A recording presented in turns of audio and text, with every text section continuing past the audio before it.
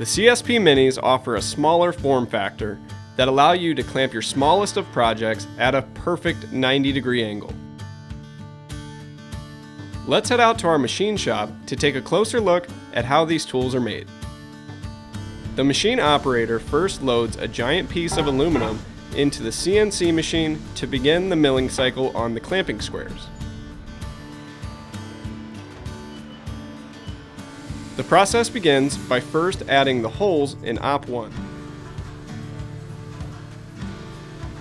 and then moves over to Op 2 to begin cutting the outside perimeter of the clamping squares.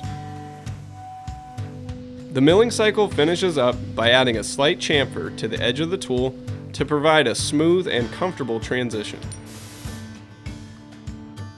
Those freshly milled aluminum parts are then anodized and laser engraved with logos.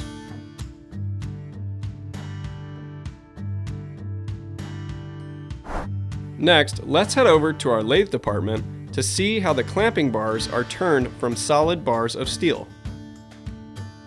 The process begins by first machining the Acme threads.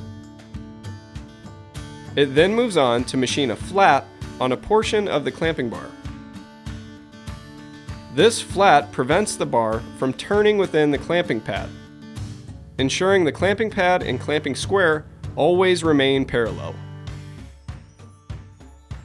Machining wraps up by parting off the clamping bar to final length and auto-ejecting the part.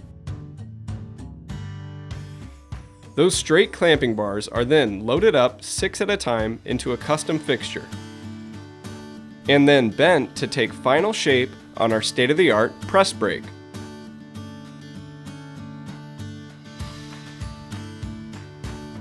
The CSP-MINIs are wrapping up in production here at Woodpeckers and will be shipping soon. Stay tuned for more production updates to see what tool we're working on next.